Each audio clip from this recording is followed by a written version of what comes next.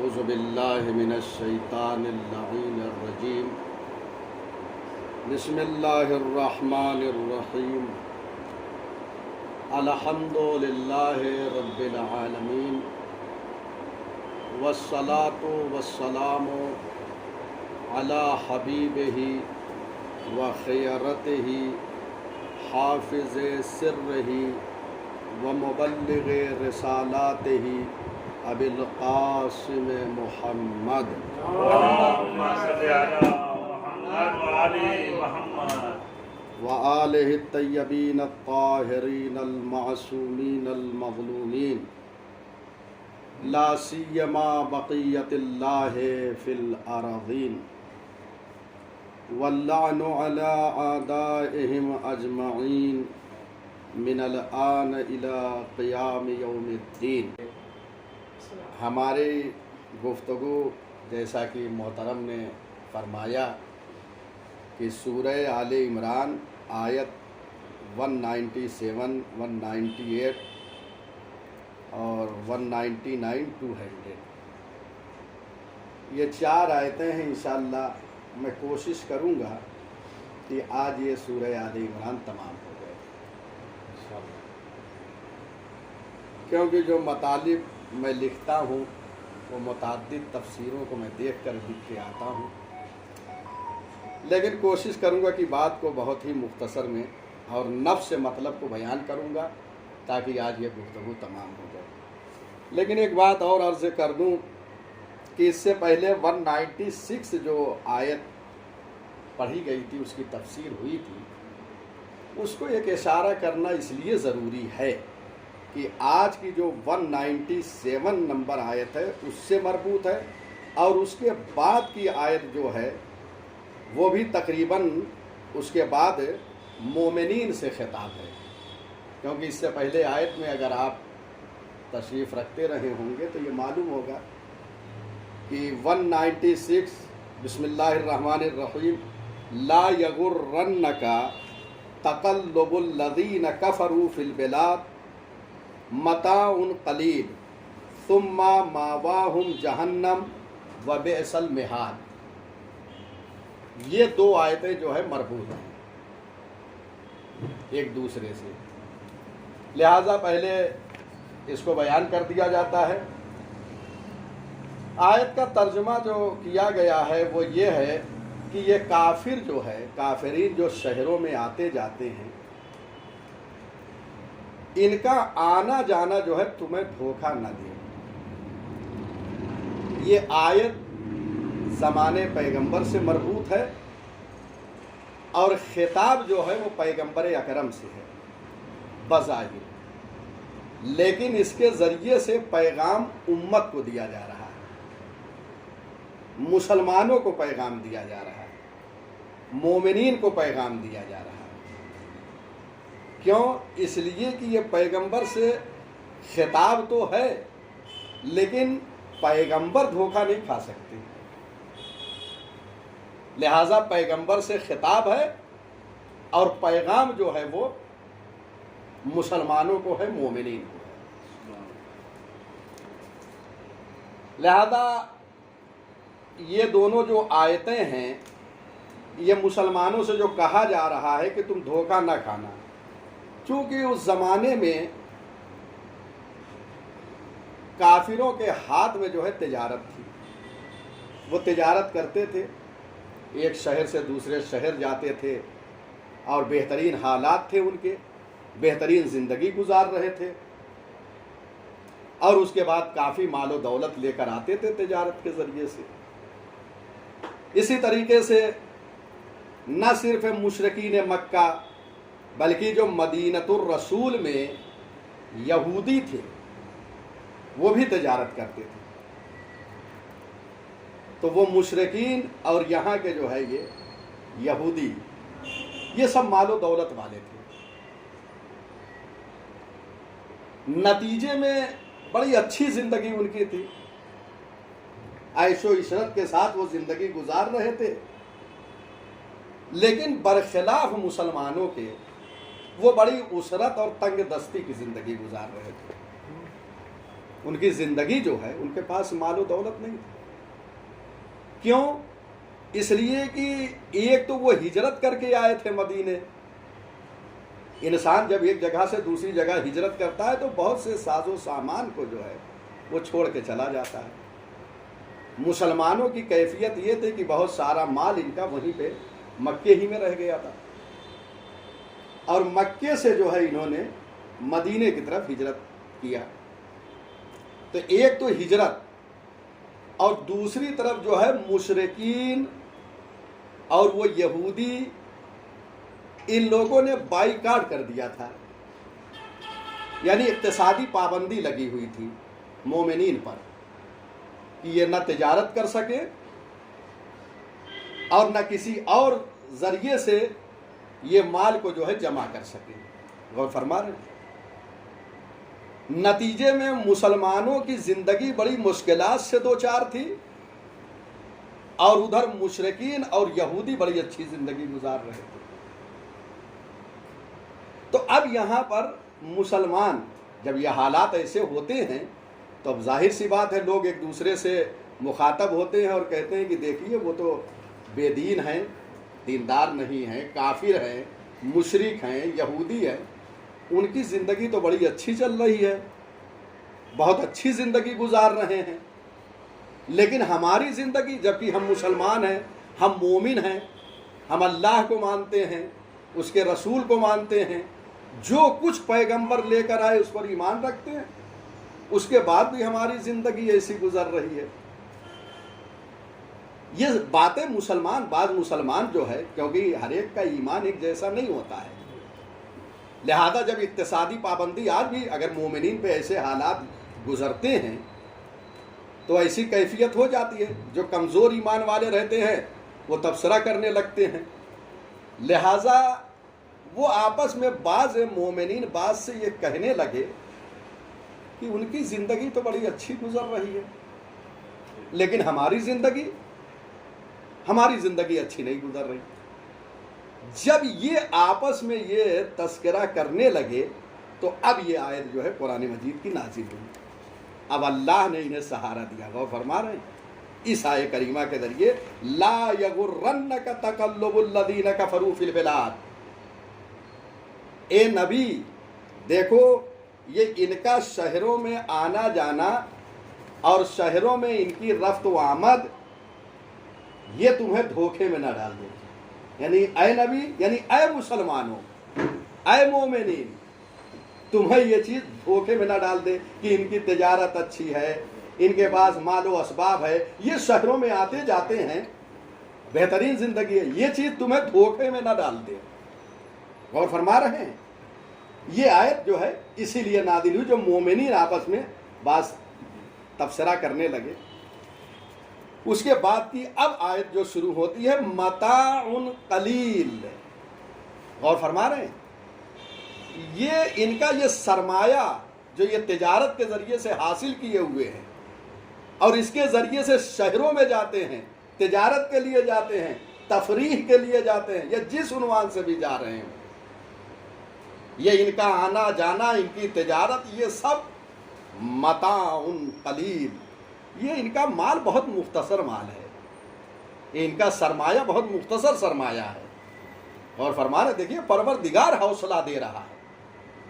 ایک طرف کافرین وہ اپنی زندگی اچھی گزار رہے ہیں، لیکن مومنین کو سہارا پروردگار دے رہا ہے کہ ان کے پاس جو کچھ ہے یہ بہت مختصر ہے.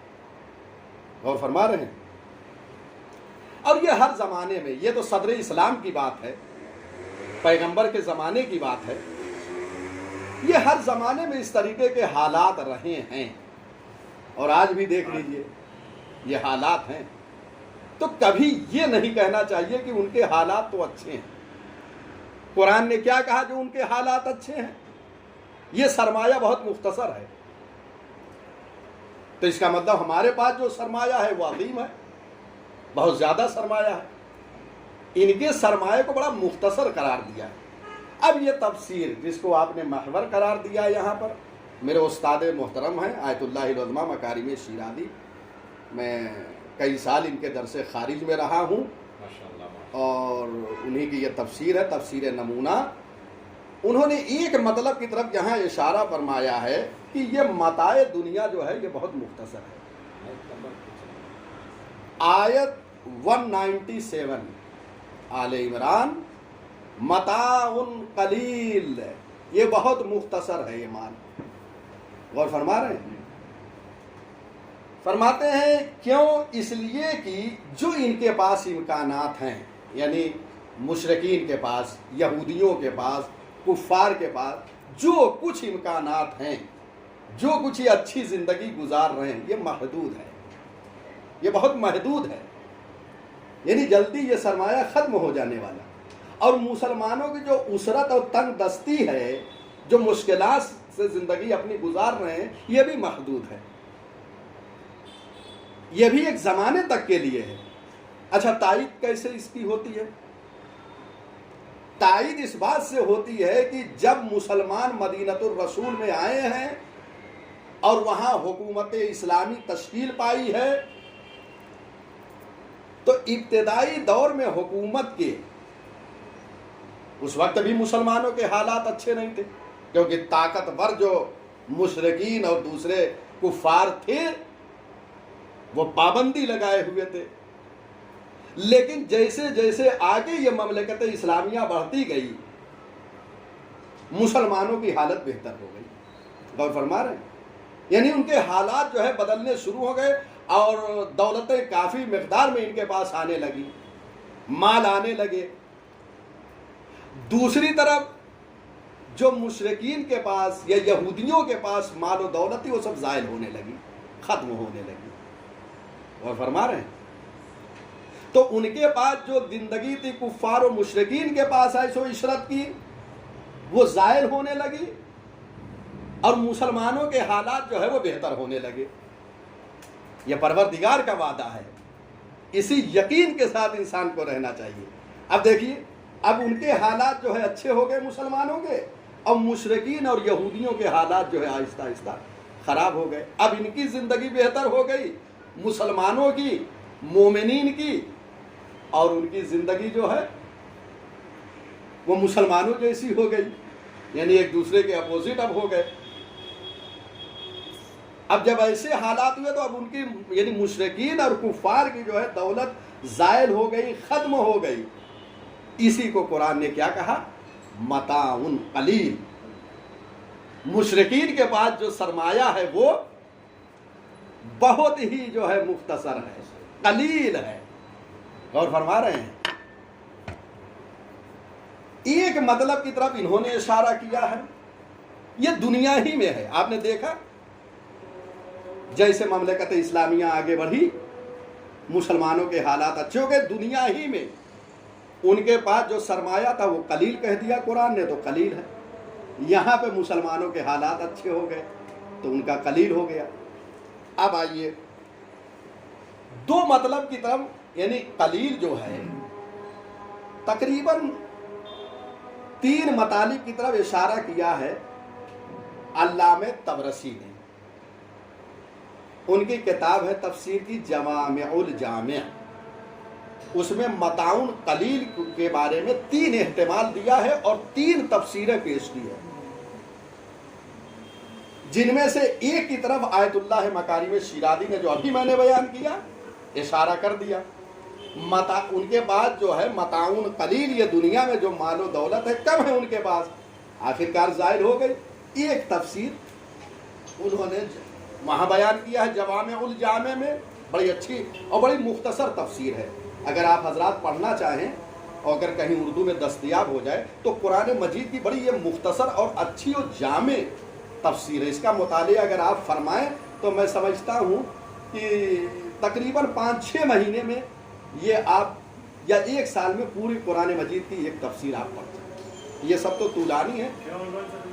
یہ تفسیر قرآن جوامع الجامع نام ہے، جوامع الجامع، شاید اردو میں ترجمہ ہوا ہو، علیہ السلام، اس کا علم مجھے نہیں ہے، لیکن بہرحال انہوں نے 3 تفسیر 3 احتمال بیان کیا۔ ایک علیہ السلام ایک میں نے بیان کر دیا، دوسرا احتمال انہوں نے دیا متاع قلیل۔ غور کیجئے گا جو اب یہاں پہ میں مطلب بیان کرنے جا رہا ہوں۔ یہ سرمایہ جو ان کے پاس ہے یہ بہت مختصر ہے.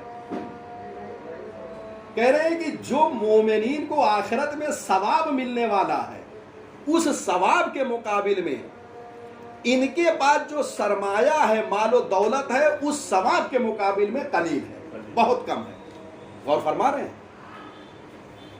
یہ دوسرے مطلب کی طرف. اب تیسرا احتمال جو تیسری تفسیر اس کے حوالے سے بیان کیا وہ یہ ہے کہ آخرت میں جو اللہ کی طرف سے نعمتیں ہیں، اللہ کی طرف سے آخرت میں جو نعمتیں مومنین کو ملیں گی جنت میں، اس کے مقابل میں ان کے پاس جو سرمایہ ہے، جو دولت ہے، وہ سب کیا ہے؟ متاع قلیل، بہت کم مال ہے. یہ تین احتمال انہوں نے علامہ طبرسی علیہ الرحمہ نے تفسیر جوامع الجامع میں دیا. اس کے بعد صرف یہی نہیں ہے، کفار کے پاس سرمایہ ہی صرف نہیں تھا، اگرچہ ہے، قرآن نے کیا کہا؟ متاع قلیل ہے، بہت کم مال ہے. اس کے بعد پھر نتیجہ اب جو بیان ہو رہا ہے کفار و مشرکین کے حوالے سے، وہ تو بہت خطرناک ہے. آپ دیکھیے پھر متاع قلیل کے بعد ثم ماواہم جہنم، ثم ماواہم جہنم، پھر ان کا ٹھکانہ بھی جہنم ہے، دوزخ ہے، وہ اس میں رہیں گے. وبئس المہاد، اور یہ جو ہے بہت بری جگہ ہے. تو قرآن نے بیان کیا، دیکھ رہے ہیں نتیجہ بھی ان کا سرمایہ جو ہے قلیل ہے، اور یہ کفر جو اختیار کیے ہوئے ہیں، اس کا نتیجہ کیا ہے؟ یعنی لمحہ بلمحہ یہ عذاب کے مستحق ہو رہے ہیں. کیوں؟ اس لیے ہر لمحہ کفر کی زندگی گزار رہے ہیں. بہت اہم مطلب ہے، ہر لمحہ یہ گویا عذاب کے مستحق ہو رہے ہیں. کیوں؟ اس لیے کفر کی زندگی گزار رہے ہیں. اور جب کافر ہیں تو یقیناً اسلام پر اعتقاد نہیں، جب اعتقاد نہیں ہے تو مال و دولت کو حاصل کرنے کے لیے بھی ظلم کرتے ہیں، فساد کرتے ہیں، بربریت کرتے ہیں. آج دنیا میں دیکھ لیجئے جتنے یہود و نصارہ ہیں کیا حالات ہیں. ٹھیک ہے، آپ خود نظر اٹھا کے آپ دیکھیے کیا حالات ہیں ان کے. تو یہ ظلم و بربریت و فساد و کفر، یہ سب کا نتیجہ کیا ہے؟ ثم ماواہم جہنم. یہ سب کے نتیجے میں، کفر کے نتیجے میں، ظلم کے نتیجے میں، یہ سب کے نتیجے میں ان کا ٹھکانہ جہنم ہے، اور بدترین جگہ ہے. یہ آیت الحمدللہ تمام ہو گئی. جی اب آئیے یہاں سے استدراک ہے. استدراک کا معنی یہ ہوتا ہے جب کہیں نفی میں بات ہوتی ہے منفی، تو اس کے بعد جو اثبات اور مثبت میں بات ہوتی ہے اسے استدراک کہتے ہیں. یہ کفار کی بات ہو رہی تھی، اب یہاں سے مومنین کی بات ہو رہی ہے، صاحبان تقوی کی بات ہو رہی ہے. آیت دیکھیں 198. لیکن الذین اتقوا ربہم لہم جنات تجری من تحتها الانہار خالدین فیہا نزلا من عند اللہ وما عند اللہ خیر للابرار. اب یہ 198 اس میں کیا ہے؟ اوپر جو کچھ سب بیان کیے گئے اس کے اپوزٹ اب مومنین کے حوالے سے. لیکن جن لوگوں نے تقوی اختیار کیا، یعنی اپنے رب سے ڈرتے رہے، لہم جنات ان کے لیے باغات بہشت ہیں، بہشت میں باغات ہیں. لہم جنات تجری من تحتها الانہار، کہ ان باغات کے نیچے جو ہے نہریں جاری ہوں گی. دیکھ رہے ہیں انعامات مومنین کو جو ہے. خالدین فیہا، اور مومنین متقین اس میں ہمیشہ رہیں گے. جنت میں، جنت کے باغات میں مومنین کیا ہے؟ دائمی رہیں گے. خالدین، ہمیشہ اس میں رہیں گے. نزلا من عند اللہ، اور اللہ کے پاس ان کی جو ہے مہمانداری اور ضیافت ہوگی. ضیافت ہوگی۔ وما عند اللہ خیر للابرار، اور جو کچھ اللہ کے پاس ہے وہ نیکوں کے لیے بہتر ہے۔ یہ ترجمہ ہوا ظاہری یہاں پہ جو کیا جاتا ہے۔ اب آئیے صاحبان تقویٰ کی گفتگو ہو رہی ہے۔ متقین چونکہ عدالت کے ذریعے سے، حق کے ذریعے سے یہ سب مال و دولت کو حاصل کرتے ہیں، یہ رعایت کرتے ہیں حق کی، عدالت کی۔ ایک مومن ہے وہ تجارت میں، بزنس میں وہ یقیناً عدالت کی رعایت کرے گا، وہ یقیناً حق کی رعایت کرے گا۔ یہ سب رعایت کر کے جو وہ تجارت کر رہا ہے اور خدا پر ایمان رکھ رہا ہے، یہ کیوں ہے؟ کیونکہ خدا پر ایمان رکھ رہا ہے، اس لیے وہ حق کی بھی جو ہے رعایت کر رہا ہے، عدالت کی۔ اور اس کے بعد مشکلات کا سامنا، یعنی انہیں اپنا گھر چھوڑنا پڑا، جیسے صدر اسلام میں ہجرت مومنین نے کیا۔ بہت سے ایسے مومنین جو اپنے گھروں سے نکالے گئے، صرف کہتے تھے کہ ہمارا رب اللہ ہے۔ آپ دیکھیں امم سابقہ میں بھی ایسے حالات رہے، اور آج بھی بہت سے مسلمانوں کو ان کے گھر سے جو ہے بے دخل کیا جا رہا ہے۔ آپ چھوڑ دیجئے، غور فرما، دیکھیے یہ آج کوئی نئی بات نہیں ہے، یہ ہمیشہ رہا ہے۔ کفار یہ چاہتے ہیں کہ مومنین اپنا وطن چھوڑ دیں۔ تو یہ جو مشکلات انہیں پہنچی ہیں، یعنی تجارت میں حق کی رعایت، عدالت کی رعایت، اللہ پر ایمان، اور اس کے بعد ہجرت، ان کو ان کے گھروں سے بے دخل کیا گیا، یہ سب جو مشکلات دنیا میں انہیں آئی ہیں یا پہنچی ہیں، ان کے نتیجے میں پروردگار کیا انہیں دے رہا ہے؟ انہیں یہی دے رہا ہے کہ جنت میں جو ہے باغات ہوں گے، ان کے لیے نہریں ہوں گی۔ اس کے بعد قرآن یہ کہہ رہا نوذلن، اس پہ غور کیجیے گا، یہ اصل مطلب ہے۔ کہتے ہیں نوذلن، یہ جب اللہ کے پاس جائیں گے تو ان کے پاس ضیافت کی اللہ کے یہاں کی جائے گی۔ نوذلن کا معنی جو اہل لغت نے بیان کیا ہے، ڈکشنری میں نوذل کا معنی جو بیان کیا گیا ہے وہ یہ ہے کہ انسان کی جو ابتدائی ضیافت اور پذیرائی ہوتی ہے اسی کو کہتے ہیں نوذل۔ جیسے کسی کے ہاں کھانے پہ مدعو ہو تو ابتدائی کچھ چیزیں، شربت ہے، پانی ہے، اور دوسری چیزیں حاضر کی جاتی ہے، جی انہی کو کیا کہا، مقدمے کے طور پر جو چیزیں پیش کی جاتی ہیں اسی کو نوذلن کہا جاتا ہے۔ یہ ڈکشنری میں اہل لغت نے بیان کیا ہے، نوذلن من عند اللہ۔ یہ جو ہے اللہ کی طرف سے، جب وہ جنت میں جائیں گے، باغات بہشت میں نہریں ہوں گی، ان کی یہ سب چیزوں کے ذریعے سے ضیافت ہوگی، تو یہ مادی ضیافت ہے۔ ٹھیک ہے، ایک ہے مادی ضیافت، ایک ہے معنوی۔ مادی یعنی یہ ظاہراً، یعنی پروردگار جو کچھ پیش کرے گا وہاں مومنین کے لیے ابتدائی طور پہ نوذلن من عند اللہ، یہ ابتدائی ہوگی، بہشت میں ہوں گے اور باغات میں ہوں گے، جو کچھ وہاں کھائیں گے وہ سب جو ہے ابتدائی ضیافت ہے، نوذلن من عند اللہ۔ اس کے بعد کیا کہا، وما عند اللہ، اس پہ اب غور کیجیے، یہ دوسرا اہم مطلب، وما عند اللہ، اور جو کچھ اللہ کے پاس ہے وہ خیر ہے، کس کے لیے؟ للابرار، نیکوں کے لیے۔ جو کچھ اللہ کے پاس ہے، یہ تو ابتدائی ایک ضیافت ہو گئی۔ اب جو کچھ اللہ کے پاس ہے، اب یہاں مادی ضیافت بھی ہے اور معنوی بھی ہے، دونوں کی طرف اشارہ کیا جا رہا ہے۔ وہ کیسے؟ مادی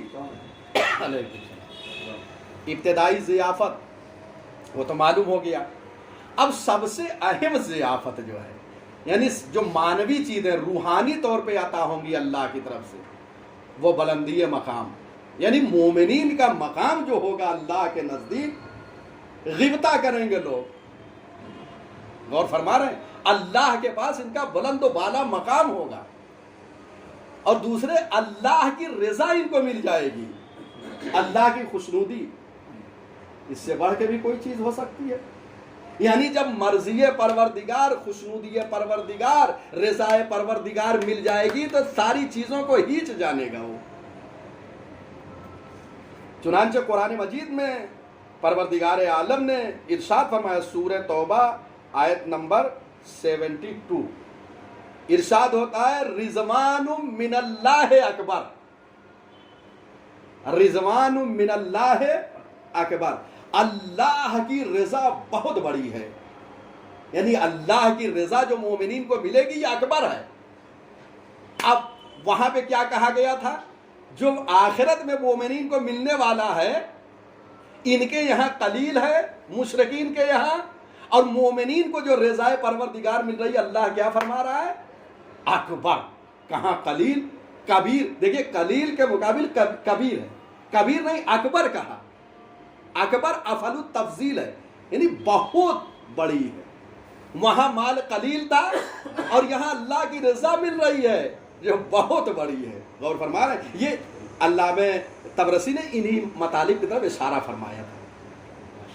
غور فرما رہے ہیں؟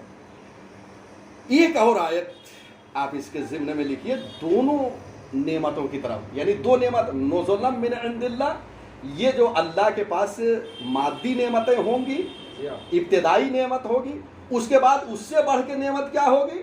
اس کی رضا، بلندی مقام، یہ سب مانوی اور روحانی نعمت ہے، غذا ہے انسان کے لیے۔ اب آئیے قرآن مجید کے ایک اور آیت کی طرف میں اشارہ کر رہا ہوں، سورہ مبارک قمر، آیت نمبر 54-55، یہ بہت اہم ہے، ان کی طرف اشارہ آپ کر لیجئے۔ ان المتقین، دیکھیں وہاں پہ کیا کہا تھا؟ وَلَٰكِنَّ الَّذِينَ اتَّقَوْا، لَٰكِنِ الَّذِينَ اتَّقَوْا، یہاں پہ کیا ہے؟ لَٰكِنِ الَّذِينَ اتَّقَوْا، یہاں پہ کیا ہے؟ ان المتقین فی جنات و نہر، یہاں کیا ہے؟ لَٰكِنِ الَّذِينَ اتَّقَوْا رَبَّهُمْ لَهُمْ جنات، یہاں بھی جنات کا، اس آیت میں کیا ہے؟ مومنین متقین کہاں ہوں گے؟ جنات میں ہوں گے، یعنی باغات بہشت میں ہوں گے۔ اور فرما رہے ہیں باغات بہشت میں ہوں گے، نہر میں ہوں گے جو اس کے نیچے جاری ہوتی ہیں۔ اس کے بعد فی مقعد صدق عند ملیک مقتدر، متقین جنات میں ہوں گے، باغات بہشت میں ہوں گے، نہر میں، یعنی جو نہریں جاری ہوں گی وہاں ہوں گے، اور ان کا جو ہے، ان کا اللہ کے پاس ایک مقام ہوگا، ایک رتبہ ہوگا، ایک بلندی ہوگی۔ یہ اس رتبے کو کوئی سمجھ نہیں سکتا۔ وہاں مال قلیل دنیا میں دیکھ رہے تھے، اب مومنین یہاں پہ کہیں گے بہتر ہوا کہ وہ مال نہیں تھا ہمارے پاس، یہاں جو اب ان کی پذیرائی ہو رہی ہے نعمتوں کے ذریعے سے، مادی نعمت ہو، روحانی نعمت ہو، دونوں نعمتوں کے ذریعے سے۔ رضوان من اللہ اکبر، اللہ کی رضا، اس کے بعد جو ہے مومنین جو ہے، دیکھیں دونوں نعمتوں کا اشارہ اس آیت میں سورہ قمر میں 54 اور 55، جنات، باغات بہشت اور نہر کا تذکرہ ہے، مادی نعمتوں کی طرف اشارہ ہے، اور اس کے بعد جو کہا گیا ہے فی مقعد صدق عند ملیک مقتدر، وہ اللہ کے پاس، یعنی وہ قادر مطلق کے حضور میں ان کا ایک بلند مقام ہوگا۔ تو یہ عزت و سربلندی جو ان کی ہوگی یہ معنوی مقام ہے۔ یہ دونوں کی طرف اشارہ الحمدللہ کیا جا چکا ہے۔ بہرحال بہت سارے مطالب ہیں اور تمام بھی کرنا ہے، میں سمجھتا ہوں کہ پہنچ نہیں پائیں گے اگر سارے مطالب کی طرف میں اشارہ کروں، کیونکہ متعدد ایک تفسیر قرطبی اہل سنت کی ہے، لیکن اچھی تفسیر ہے۔ ایک مطلب ان دونوں آیتوں کو آپ نے دیکھا، یہ سب ایک دوسرے سے مربوط تھی آیتیں، کیونکہ ایک طرف جو ہے مشرکین کا تذکرہ، پھر فوراً مومنین کے لیے کیا کیا ہے وہ بتایا گیا، اور کافرین کے حوالے سے، اور دوسرے میں نے کہا لمحہ بلمحہ جو یہ کفر کی زندگی گزار رہے ہیں، اس کے لیے بہت اہم آیت قرآن مجید میں ہے، آپ اس کو نوٹ فرما دیں، اس کو ضرور مطالعے میں رکھیے اپنے، بہت اہم آیت ہے، سورہ آل عمران آیت نمبر 178، اس کو مطالعہ کریے گا، پھر دیکھیے کہ کفار کی کیا حالت ہوگی۔ 178 یہ وہ آیت ہے جو حضرت زینب کبریٰ سلام اللہ علیہا نے جب دربار یزید میں خطبہ دیا ہے تو اس آیت کو وہاں پیش کیا تھا۔ اس آیت کو آپ دیکھیے گا، بہرحال میں پڑھ دیتا ہوں، انشاءاللہ ہو جائے گی، میں سمجھتا ہوں کہ پہنچ جائیں گے وہاں تک انشاءاللہ۔ وَلَا يَحْسَبَنَّ الَّذِينَ كَفَرُوا أَنَّمَا نُمْلِي لَهُمْ خیر لانفسہم انما نملی لہم لیزدادوا اثما ولہم عذاب مہین. گمان نہ کریں وہ لوگ جنہوں نے کفر اختیار کیا. جناب زینب سلام اللہ علیہا نے اس آیت کے ذریعے سے استدلال کیا ہے. دربار یزید میں اس آیت کو پڑھ کے یہ بتا دیا کہ دربار میں تمہارا کفر ثابت کر رہی ہوں. یعنی اس آیت کو اس سے کیوں استدلال کیا ہے؟ آپ جا کے خطبہ جناب زینب سلام اللہ علیہا کو دیکھیے، وہاں ملاحظہ فرمائیے. گمان نہ کریں وہ لوگ جن لوگوں نے کفر اختیار کیا کہ ہم جو انہیں یہ مہلت دے رہے ہیں ان کے لیے یہ خیر ہے. یہ گمان نہ کریں، ہرگز ہرگز گمان نہ کریں، گمان نہ کریں کہ یہ جو ہم موقع دے رہے ہیں یہ ان کے لیے خیر ہے. ہرگز نہیں، ایسا نہیں ہے. بلکہ انما نملی لہم لیزدادوا اثما، ہم انہیں اس لیے موقع دے رہے ہیں تاکہ ان کے گناہ میں اور اضافہ ہو. یہ لمحہ بلمحہ کفر جو تو یعنی جناب زینب کبریٰ نے کیا بتایا کہ یہ جو حکومت تمہیں یزید یہ جو موقع مل رہا ہے یہ نہ سمجھو حق پہ ہو تم، یہ گناہوں میں اضافہ ہو رہا ہے، تاکہ جب بارگاہ پروردگار میں تم واپس جاؤ گے تو تمہارے لیے ذلیل کرنے والا اور خار کرنے والا عذاب ہوگا. اس آیت کو رکھیے، اس لیے کہ یہاں پہ آیت میں کیا کہا گیا تھا کہ کافرین و مشرکین کے لیے کہ ان کے لیے عذاب جو ہے ثم مأواہم جہنم وبئس المہاد، بری جگہ ہے. کیوں انہیں یہاں ڈالا جائے گا؟ اس آیت سے آپ وہاں پہ لائیے اور رکھیے کہ ان کے لیے کیسا عذاب اللہ نے رکھا ہے اور یہ دنیا میں انہیں کیوں مہلت مل رہی ہے، ساری چیزیں. اور یہی بھی ایک بات اور نقطے کے طور پر کہ یہ مشرکین اور کفار جو ان کو مال و دولت مل رہی ہے، اچھی زندگی جو گزار رہے ہیں، تو یہ جو غلبہ اور ان کو اقتدار ملا ہے اس چیز کا کہ لوگوں پہ پابندیاں لگا رہے ہیں، یہ حقانیت کی دلیل نہیں ہے. یہ حقانیت کی دلیل نہیں کہ ان کے پاس مال و دولت زیادہ ہے. اب اگر بعض مسلمان بھی یہی اختیار کر لیں کہ بعض مسلمانوں کے ہاتھ میں حکومت آ جائے اور اللہ کے بندوں پہ وہی ظلم کرے تو یہ نہ سمجھیں کہ ان کے حقانیت کی دلیل ہے. یعنی کسی کو حکومت اگر مل جائے اور اللہ کے بندوں پر ظلم کرے تو وہ یہ نہ سمجھیں کہ ہم حق پہ ہیں اس لیے اللہ نے. چونکہ ایک طویل بحث ہے، ایک عقیدہ جو بیان کیا گیا ہے تاریخ میں جبر کا، وہ حکومتوں کو صحیح کرنے کے لیے یہ عقیدہ اختیار کیا گیا تھا. انشاءاللہ کسی موقع پر اس پہ اگر رہے تو گفتگو ہوگی.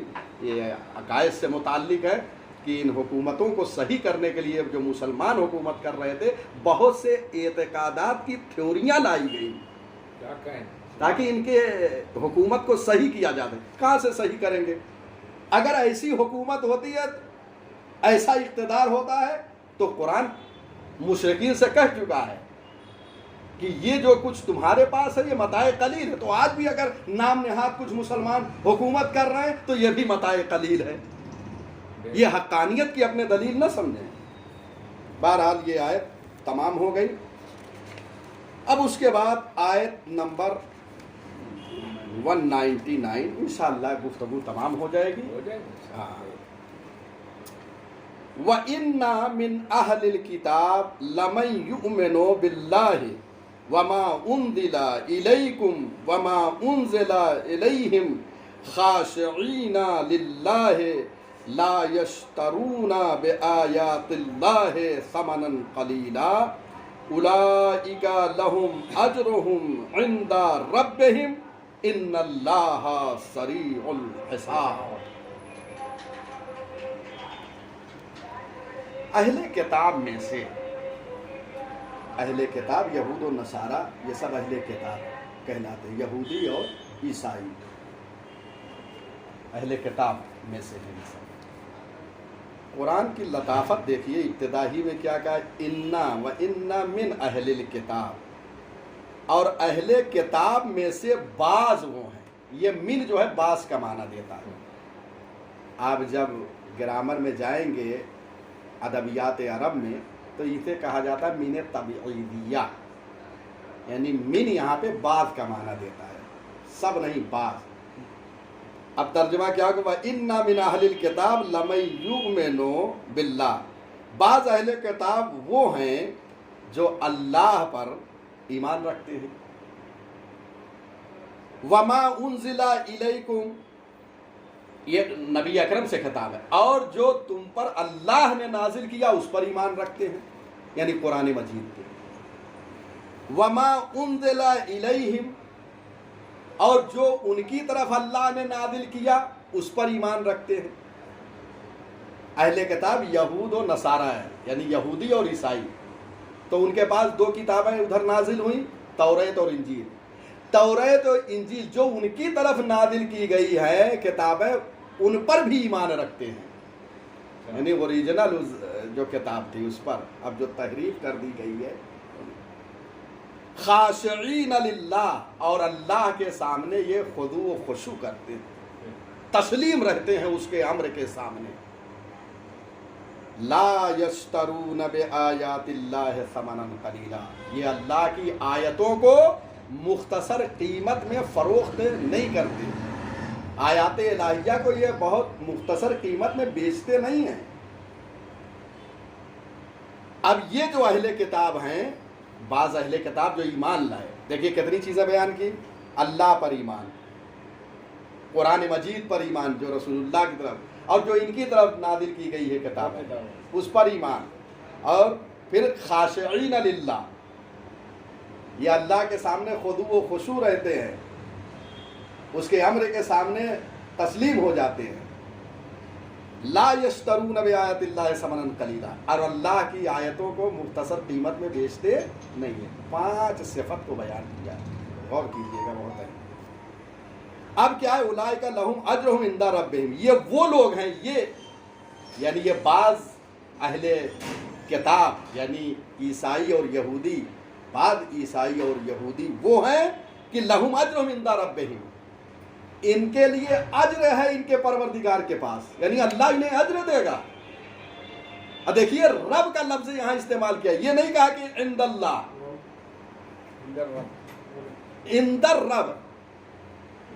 رب جو ہے یہ اصل میں وہاں پر استعمال ہوتا ہے جہاں تربیت مقصود ہوتی ہے، جہاں لطف مقصود ہوتا ہے، یعنی جہاں اللہ اپنا لطف نازل کرتا ہے وہاں پہ یہ کلمہ رب کو استعمال کرتا ہے۔ غور فرما رہے ہیں؟ یعنی یہ لطف الہی ہے، ان کو جو اجر دینے والا ہے پروردگار، بعض اہل کتاب کو، یہود و نصارہ کو، وہ کیا ہے؟ یہ لطف پروردگار ہے، اس لیے یہ کلمہ رب کو استعمال کیا ہے۔ قہار، جبار، یہ نہیں، ایک مناسبت ہوتی ہے۔ قرآن کا ایک اعجاز یہی ہے، جہاں پہ جو کلمہ مناسب ہے وہی جو ہے رکھا گیا ہے۔ ان اللہ سریع الحساب، بتحقیق کہ اللہ بہت جلدی حساب کرنے والا ہے۔ یہ ہو گیا ترجمہ۔ اب آئیے اس کے لیے جو شان نزول بیان کیا گیا ہے، متعدد جو ہے شان نزول یہاں پہ بیان کیا ہے علماء نے۔ سب سے پہلے تو یہاں پر جو شان نزول کو بیان کیا ہے وہ یہ ہے،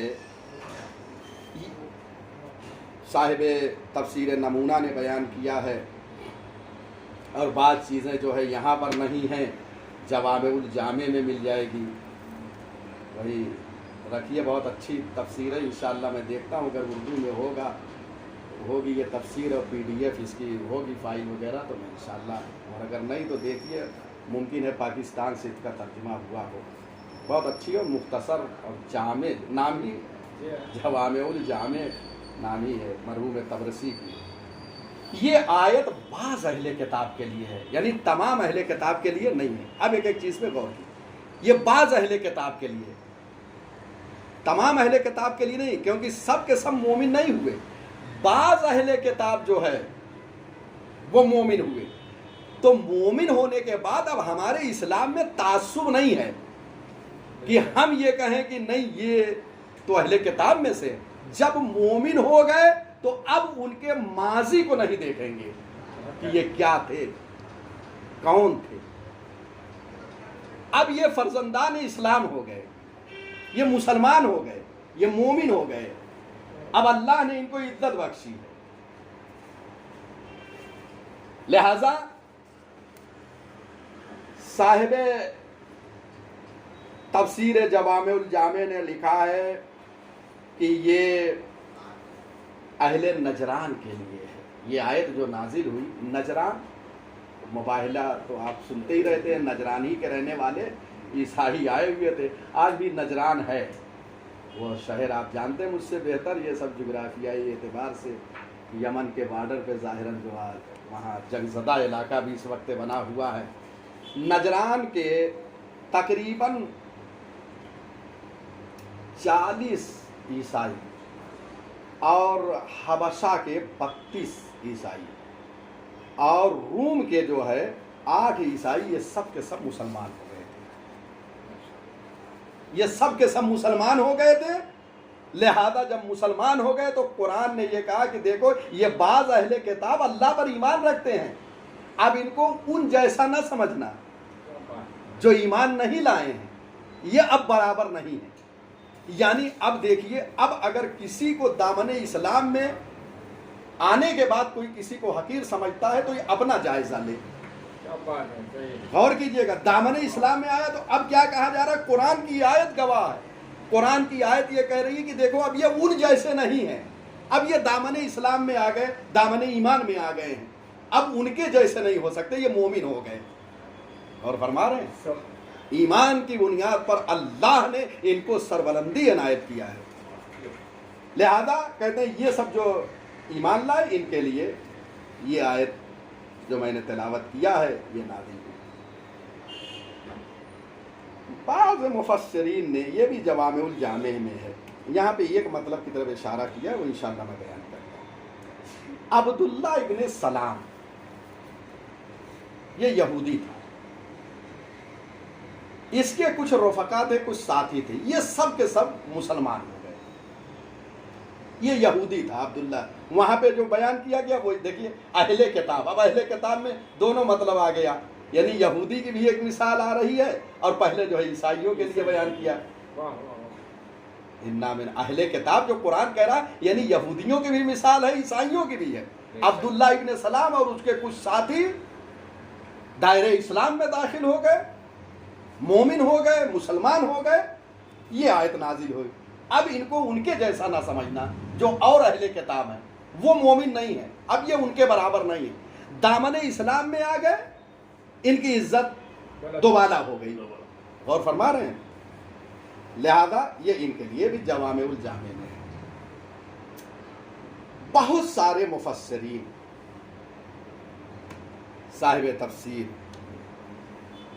اور میں نے بہت سی کتابوں میں دیکھا، خود قرطبی جو اہل سنت کی کتاب ہے، تقریباً 10 جلدوں میں اردو زبان میں بھی ہے یہ کتاب، تفسیر قرطبی، اہل سنت کی یہ تفسیر ہے، اس میں بھی اس مطلب کی طرف اشارہ ہے کہ یہ آیت بادشاہ نجاشی کے لیے نازل ہوئی۔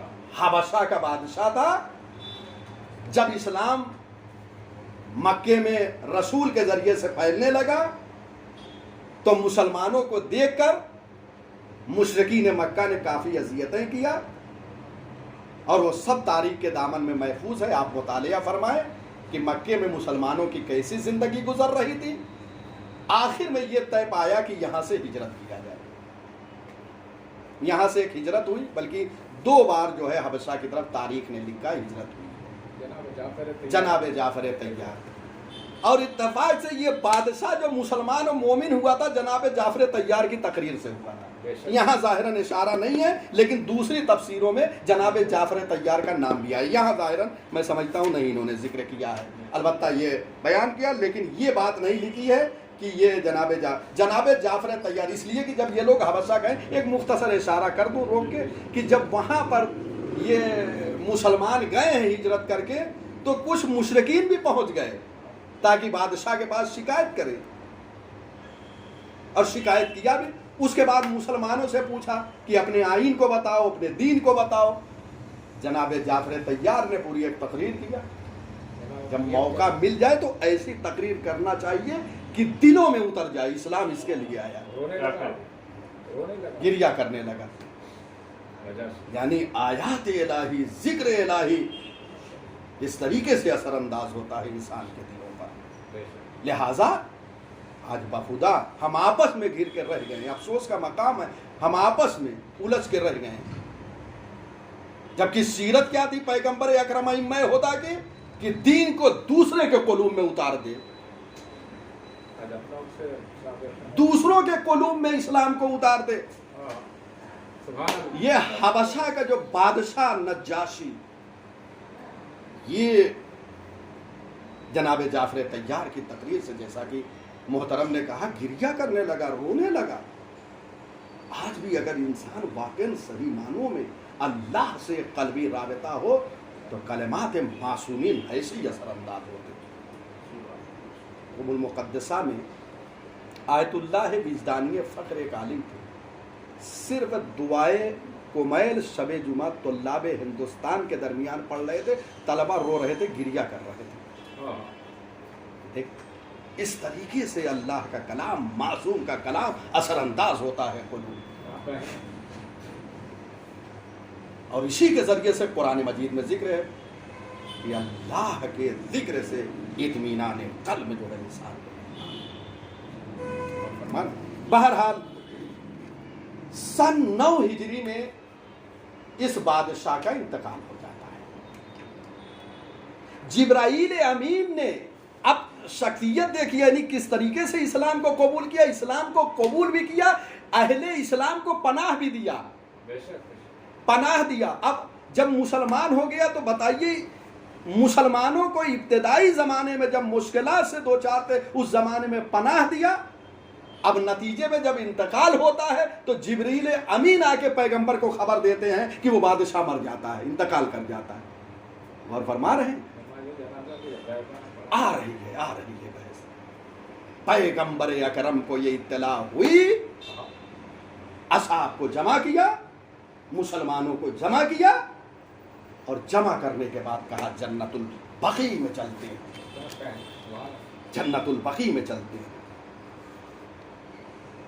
یہ جملہ اب جو میں پڑھ رہا ہوں یہ قرطبی کا ہے، شیعہ علماء نے بھی یہ بات لکھی ہے اور قرطبی نے بھی۔ قرطبی نے لکھا قومو، پیغمبر نے کہا کہ کھڑے ہو جاؤ، اصحاب سے کہا فصلوا علی اخیکم النجاشی، اپنے بھائی نجاشی پہ چلو نماز پڑھو۔ یعنی دائرے اسلام میں اگر اہل کتاب آ جائے تو بھائی کہہ کے خطاب کرو۔ اور فرما رہے ہیں آپ، یعنی کسی طریقے کا انسان کو یہ نہیں ہونا چاہیے کہ یہ بڑا ہے یا یہ چھوٹا ہے۔ دامن اسلام میں مسلمان کو مسلمان کا بھائی قرار دیا ہے، مومن کو مومن کا بھائی قرار دیا ہے۔ اس لیے جب انسان حسین کی ادا، میں کہتا ہوں حسین کی ازا میں بھی آئے تو ہر ایک فرض ادا پہ عزادار بن کر آئے، بے شک ہر ایک وہاں برابر ہوتا ہے۔ یہ برادری برابری اس کا اسلام نے درس دیا ہے۔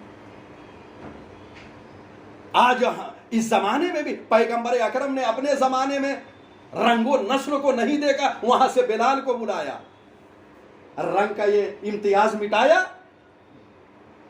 لوگ کالے گورے کا فرق، آج دیکھیے امریکہ 2-4 کیسے ہے، گورے اور کالے کی جنگ کیسے حالات ہے۔ پیغمبر نے اس ستون کو پہلے گرا دیا، کالے کو بلایا اور گورے اور کالے کا امتیاز، عرب و عجم کا امتیاز، ایران سے جناب سلمان کو بلایا، وہ حاضر ہو گئے، عرب و عجم کے امتیاز کو ختم کر دیا، رنگ و نسل و سب چیز کو۔ اور دامن اسلام میں جب آئے تو مومنین ایک دوسرے کے بھائی ہیں، کہا چلو چلتے ہیں۔ سب گئے پیغمبر اکرم کے ساتھ جنت البقیع میں۔ اب نماز غائبانہ، جیسا کہ آپ نے اب یہ نماز غائبانہ جانتے ہیں، یہ امتیاز ہے پیغمبر اکرم کا، وہ بھی نماز جنازہ اب غائبانہ۔ لیکن ایک جملہ میں اہم کہنے جا رہا ہوں جس کی طرف ہر ایک نہیں، بعض مفسرین اسلام نے، میں نے کئی تفسیریں دیکھی ہے، ایک جگہ یہ جملہ مجھے ملا جو اب کہنے جا رہا ہوں۔ سب نے لکھا نماز جنازہ غائبانہ ہوئی. ایک جگہ مجھے ایک جملہ ملا کہ پیغمبر اکرم نے حبشہ کی زمین کو اشارہ کیا, حبشہ کی زمین بلند ہوئی اور دیکھنے لگے پیغمبر اکرم, اور اس بادشاہ کا جنازہ پیغمبر اکرم کے نگاہوں کے سامنے آ گیا.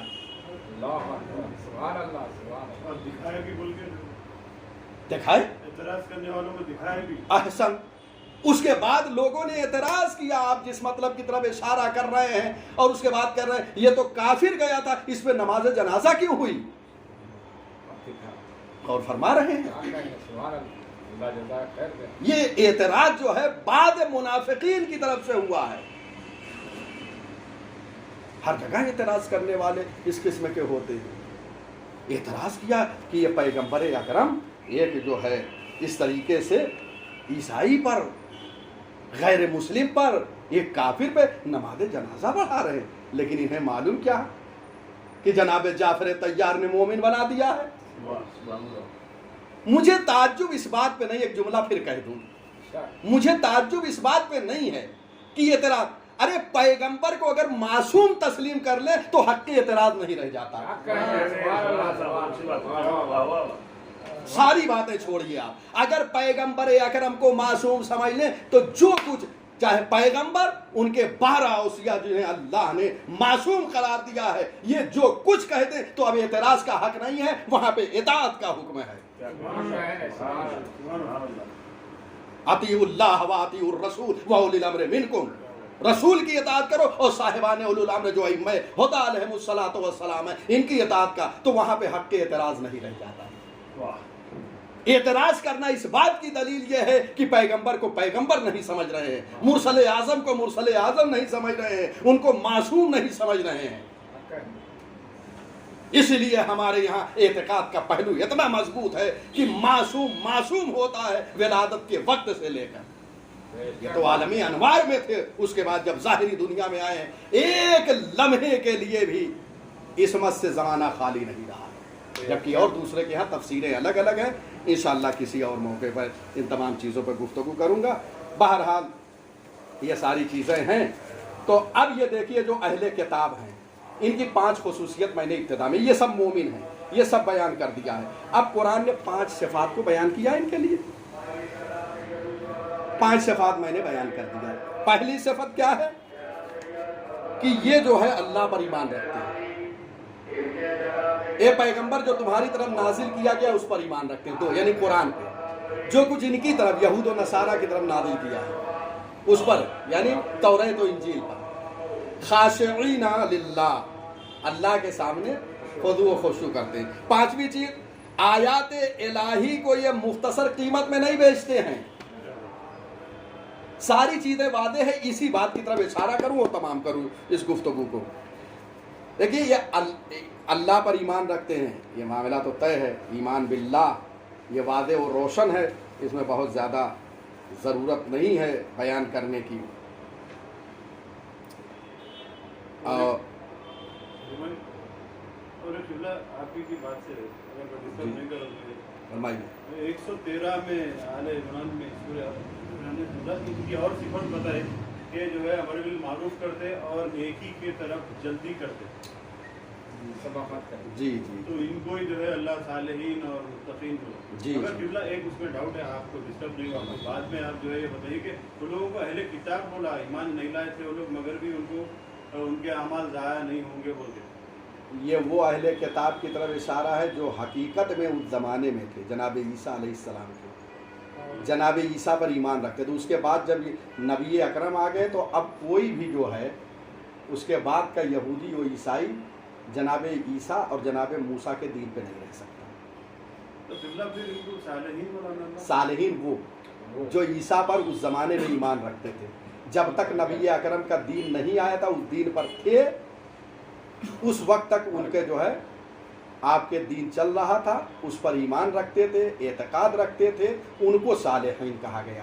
وَإِلَّا جب نبی اکرم کا دین آ گیا سارے ادیان منسوخ ہو گئے, اب ہو ہی نہیں سکتا. اسی لیے تو بعض اہل کتاب کو ان میں سے نکالا گیا ہے. پہلے بھی مطلب صالحین اور یقیناً ہر نبی کے زمانے پہ جو ان پر ایمان لایا ہے وہ صالحین ہیں, یعنی جیسے ہر نبی کی امت جناب عیسیٰ کے ماننے والے اس زمانے میں جو ان پر ایمان لائے تھے، یا جناب موسیٰ پہ جو قلیل لوگ جو کچھ بھی ایمان لائے تھے وہ مومن ہوں گے، ان کو بھی تسلیم کرتے تھے، ان کے بھائی ہارون کو جو ان کے وصی تھے، رسول بھی رہے ہیں وصی بھی رہے ہیں، ان پر ایمان رکھتے تھے، تو وہ صالحین ہیں۔ ہمارے قرآن میں تعلیم مانگتا ہے کہ مومنین صرف مومن آدمی متقی ہو سکتا ہے، صالحین ہم یہ تو پہلے کے بھی مطلب جیسا مومن نہیں ہوا جب تک لا الہ الا اللہ محمد رسول اللہ علیہ نہیں تو وہ اپنے زمانے میں اپنے نبی کا کلمہ پڑھتے تھے، ابھی اللہ صالحین بنا نہیں اپنے نبی کا کلمہ، وہ اس زمانے موسیٰ رسول اللہ ان کے زمانے، یعنی اپنے نبیوں پر ایمان لائے، اس یہاں تو ہے ہی نہیں نا بھائی، واضح ہو گئی، میں سمجھتا ہوں۔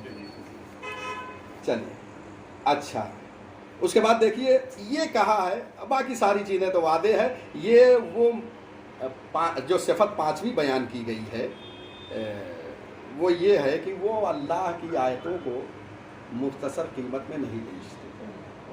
یہ کیوں کہا گیا؟ یہ جو ایمان لائے، کیونکہ بعد یہودی و عیسائی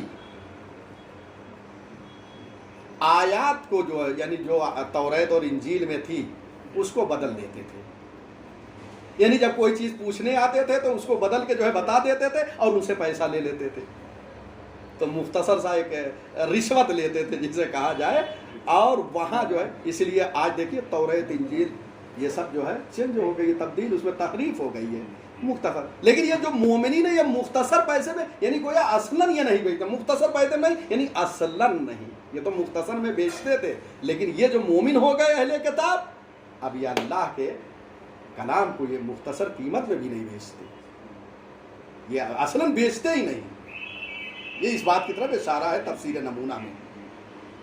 بہرحال یہ تمام، اور ایک چیز اور اشارہ کر دوں، سورہ مائدہ آیت نمبر 82، سورہ بقرہ آیت نمبر 120، یہ دو آیت ہے جس میں یہ کہا گیا ہے کہ یہ یہود و نصارہ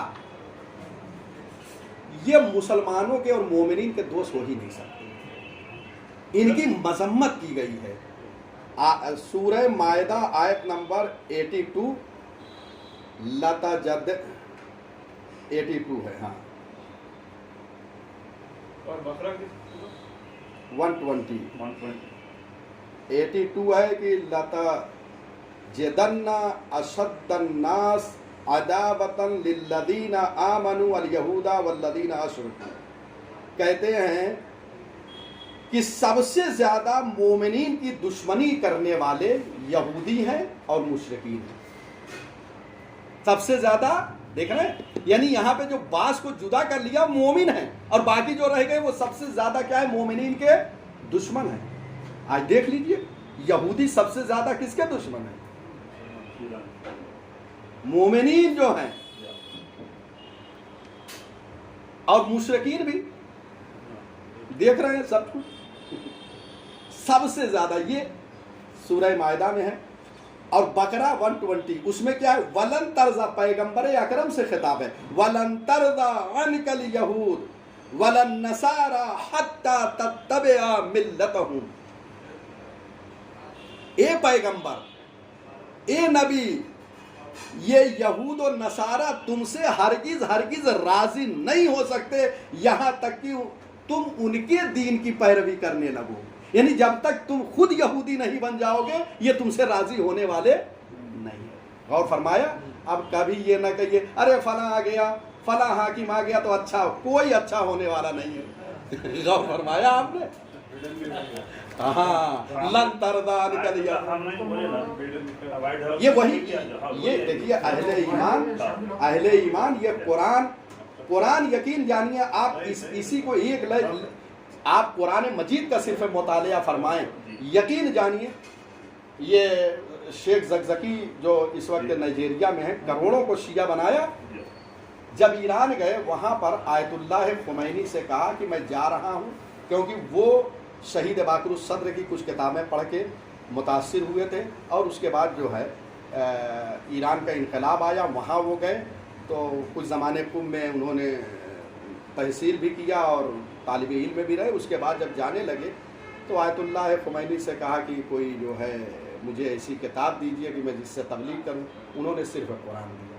کہا یہ اگر یہ ہے تو سب کچھ اس میں ہے. قرآن مجید سب کچھ. دیکھیں آج یہی ہے, کوئی بھی آیا ہے ہمارے لیے کوئی فرق ہے. ہم ہمیشہ میں جو اللہ نے ہمارے لیے اصول بنائے ہم اس پہ گامزن رہیں گے, اور ہم اگر اپنے اصولوں کے پابند رہے تو یہود و نصارہ ہمارا کچھ نہیں کر سکتے. ساری چیزیں بیان کی جا چکی ہیں.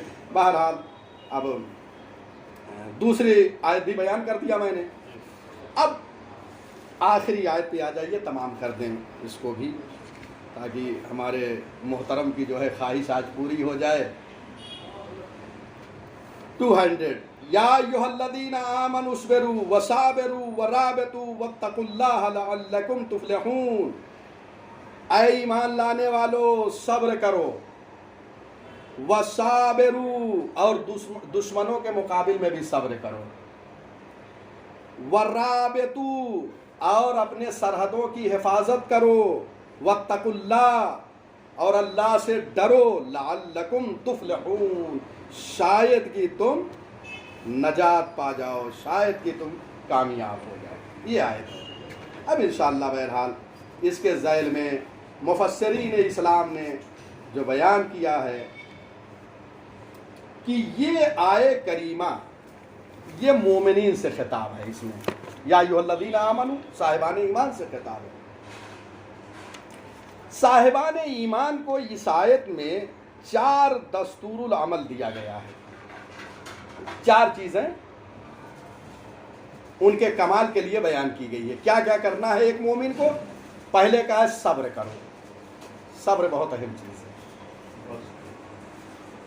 اسبرو ہے, اسبرو یعنی صبر کرو. انفرادی, دیکھیں صبر کبھی انفرادی ہوتا ہے اور کبھی اجتماعی ہوتا ہے. غور فرما رہے ہیں؟ اسبرو یعنی خود انسان صبر کرے, فردن کوئی مشکل آئے صبر کرے. امیر المومنین علی ابن ابی طالب علیہ السلام نے صبر کی 3 قسمیں بیان کی ہے. یہ صبر جو اسبرو ہے یہ مطلقاً کہا ہے صبر کرو, یعنی کوئی قید تو نہیں ہے کس بات پہ صبر کرنا ہے. امام نے 3 قسمیں بیان کی ہے, گویا تینوں چیزیں یہاں شامل ہیں. آپ جتنی حدیث کی کتابیں ہیں آپ کو یہ مل جائے گی. امام فرماتے ہیں کہ دیکھو اطاعت الہی پہ صبر کرو, اللہ کی اطاعت پر. مشکلات میں تو صبر سبھی بتاتے ہیں. یہ اطاعت الہی 3 قسمیں ہیں. اطاعت الہی پہ صبر کرو, مصیبتوں پہ صبر کرو, اور معصیت سے جو ہے پرہیز کرنے پہ صبر کرو, ترک گناہ پہ صبر کرو. کیسے اطاعت الہی؟ بسا اوقات انسان کوئی ایک دعا پڑھتا ہے, ایک کوئی نماز مستحب بھی پڑھتا ہے تو بہت طولانی ہوتی ہے.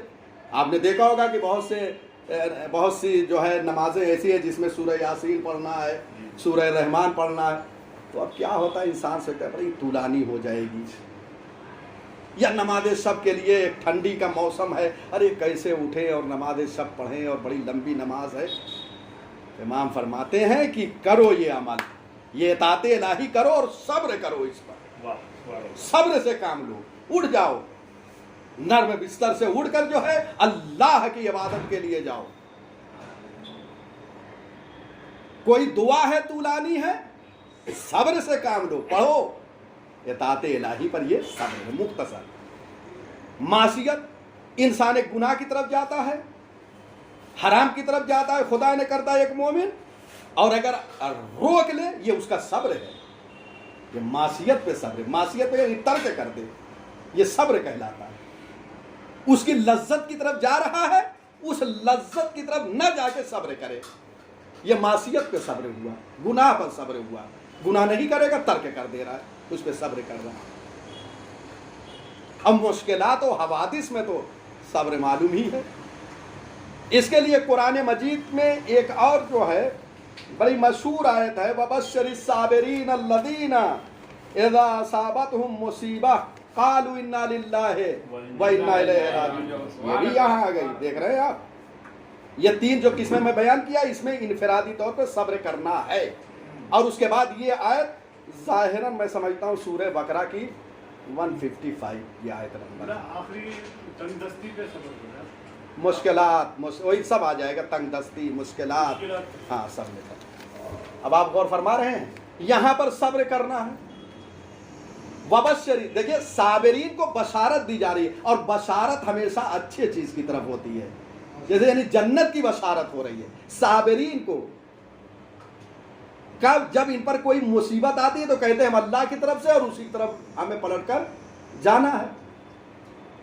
اولئک علیہم صلوات. اب ان کا انعام کیا ہے آپ یہ دیکھیے، تین چیزیں پروردگار نے صابرین کے لیے بیان کیا ہے. اولئک علیہم صلوات من ربہم، یہ مومنین جو صبر کرتے ہیں یہ وہ لوگ ہیں کہ اللہ کے پاس سے ان پر درود و سلام ہوتا ہے. ارے بہت اہم مطلب میں بیان کر رہا ہوں. 155 یہ آیت نمبر ظاہراً سورہ بقرہ کی ہے، اس کو دیکھیے. اور اس میں کیا ہو رہا ہے؟ تین چیزیں بیان کی جو صبر کرتے ہیں، بہت اہم پہلو ہے، اس کو رکھیے کہ یہ وہ ہیں اولئک علیہم صلوات من ربہم، یہ وہ ہیں صلوات ہے یعنی درود و سلام اللہ کی طرف ایسے مومنین کے لیے ہے. کیا کہوں میں، بعض جاہل کہتے ہیں ائمہ پہ کیسے درود و سلام؟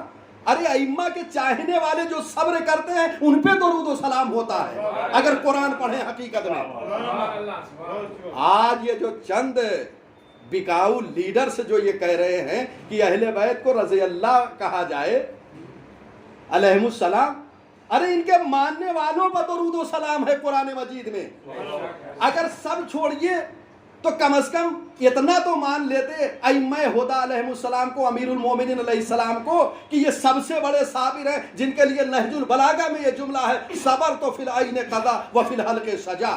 میں نے اس عالم میں صبر کیا کہ میرے آنکھوں میں خس و خاشاک تھے اور میرے گلے میں ہڈی پھنسی ہوئی، ایسے میں نے صبر کیا. تو صابرین میں ہے یہ وہ ہیں جن پر اللہ کی طرف سے درود و سلام ہے. کہتے ہو کہ ان کو رضی اللہ کہا جائے؟ ارے اللہ درود و سلام کہہ رہا ہے. اگر آپ کچھ نہ مانے، صرف اتنا مان لیں کہ یہ صابرین میں سے ہیں، آپ سے ہم زیادہ تقاضا بھی نہیں کرتے، آپ اتنا مان لیں تب بھی درود و سلام ہے. اس کا مطلب یہ ہے کہ قرآن بھی آپ کے لیے کافی نہیں ہے. غور فرمایا. اب آئیے یہ صبر کے حوالے سے. اب وَصَابِرُ، صابرو کہتے ہیں، وہاں پہ یوز کرتے ہیں یہ کلمے کو جہاں مد مقابل بھی کوئی صبر کر رہا ہو اس کے مقابل میں. اب یہاں انفرادی یعنی تنہائی طور پر اور اجتماع، مثلا ایک گروہ لڑ رہا ہے، دشمنوں کا لشکر ہے اور ادھر مومنین کا لشکر ہے. اب یہ جو جنگ ہو رہی ہے جتنا وہ صبر کر رہے ہیں اس سے زیادہ آپ کو صبر دکھانا ہے، اس سے زیادہ استقامت دکھانی ہے آپ کو. یہ صابرو اس لیے استعمال کیا گیا. اس کے بعد رابطو کہتے ہیں سرحدوں کی حفاظت کرنا. اس میں بڑی ساری تفسیر ہے لیکن یہاں پر میں صرف ایک دو مطلب کی طرف اشارہ کروں کہ یہاں پہ جو کہا گیا ہے ورابطو یعنی اپنے سرحدوں کی حفاظت کرو. اب سرحد کی حفاظت کیسے ہوگی؟ یعنی اگر کفار جو ہیں وہ لشکر اسلام پر حملہ کر دینا چاہ رہا ہے، مسلمانوں کے مومنین کے اوپر حملہ کرنا چاہ رہا ہے ان کے لشکر پر، تو سرحدوں کی حفاظت کرو. غور فرما رہے ہیں؟ یعنی وہاں پر جا کے دفاع کرو تاکہ یہ مومنین محفوظ رہیں، یہ ذمہ داری بنتی ہے. ورابطو یہی معنی دے رہا ہے، یعنی جا کے سرحدوں پر حفاظت کرو، ایک معنی. دوسرا معنی صرف تلوار لے کر میدان جنگ میں سرحدوں پر جا کر کفار سے نہیں لڑنا ہے، یہی صرف جہاد نہیں ہے، بلکہ اگر دشمن اپنے قلم کے ذریعے سے اسلام پر حملہ کر رہا ہے تو علماء اور اہل علم کی ذمہ داری بنتی ہے کہ وہ جو ہے علم کے سرحد پر جا کر ان سے نبرد آزما ہو، ان سے برسر پیکار ہو. یعنی کتابوں کے ذریعے سے اہل علم علماء جواب دیں. یہ بھی رابطو میں آتا ہے. غور فرمایا؟ تو رابطو صرف تلوار لے کر نہیں بلکہ اگر قلم کے ذریعے سے اسلام پر، ایمان پر، مذہب پر، تشیع پر کوئی حملہ کر رہا ہے تو آپ بھی جو ہے قلم کے ذریعے سے حملہ آور ہو، یہ بھی شامل ہے. اس لیے بعض روایتوں میں یہ اشارہ کیا گیا ہے کہ ائمہ ہدیٰ علیہم الصلاۃ والسلام نے. اب دو مطلب اور اشارہ کر دوں، اس میں رہ گیا ہے تاکہ یہ بات تمام ہو جائے، اس کے بعد ایک حدیث میں پڑھوں گا تمام ہے. دیکھیے رابطو کا ایک معنی کیا ہو گیا؟ رابطو کا ایک معنی ہے کہ سرحد پر جو ہے جا کے حفاظت کرنا ہے، تو کبھی تلوار کے ذریعے ہوتی ہے اور کبھی قلم کے ذریعے، ایک معنی۔ بعض مفسرین اسلام نے حدیث کے ذریعے سے اس کی ایک تفسیر اور بیان کیا ہے کہ رابطو کا معنی یہ ہے کہ انسان ایک نماز کے بعد دوسرے نماز کی حفاظت کرے، ایک نماز کے بعد دوسرے نماز کے انتظار کرے۔ ظہر کی پڑھ لیا، عصر کی نماز ظہرین پڑھ لیا، اب جو ہے مغرب کی انتظار کرے، یہ رابطو کا معنی دیتا ہے۔ یہ بھی ایک رابطو کا معنی ہے کہ ایک نماز کے بعد، بلکہ بعض لوگوں نے تو کہا ہے کہ یہ معنی زیادہ قوی ہے، جیسے صاحب میزان، تفسیر میزان آپ اٹھا کر دیکھیں گے تو اس میں اس مطلب کی طرف تقویت کی گئی ہے کہ ایک نماز کے بعد دوسرے نماز کی حفاظت کریں۔ اور سب سے اہم ایک تفسیر اب بیان کرنے جا رہا ہوں کہ رابطو کا سب سے اہم معنی یہ ہے کہ اپنے رشتے کو ائمہ معصومین سے مستحکم کرو، یہ سب سے اہم معنی ہے۔ جب ان سے رشتہ مستحکم ہوگا تو نماز کا انتظار بھی ہوگا، سرحدوں پر جنگ بھی ہوگی، قلم کے ذریعے سے بھی جنگ ہوگی۔ بہرحال انہیں کے ساتھ میں تمام کر رہا ہوں، وَإِلَّا سخنہائے گفتنی تو بہت ہیں، میں نے بعد مطالب اگر نہیں میں پہنچا سکا تو بہرحال میں معذرت چاہتا ہوں، اس لیے کہ یہ بحث تمام کرنا تھا۔ جو وعدہ میں نے سلیم بھائی سے کیا تھا اسے پورا کر دیا، اگرچہ بعض نکات رہ گئے ہیں اس کے لیے میں معذرت خواہ ہوں۔ بہرحال جو تفسیریں جو اشارہ کرتا ہوں ان تفسیروں کو بھی دیکھیے، تفسیر المیزان، تفسیر جوامع الجامع، تفسیر نمونہ، دیگر تفسیریں ہیں، قرطبی اہل سنت وغیرہ کی بھی دیکھ لیا کریں وہ کیا کہتے ہیں۔ تو یہ بہرحال ہمارے لیے وآخر دعوانا ان الحمدللہ۔ اب یہاں سے کوسچن راؤنڈ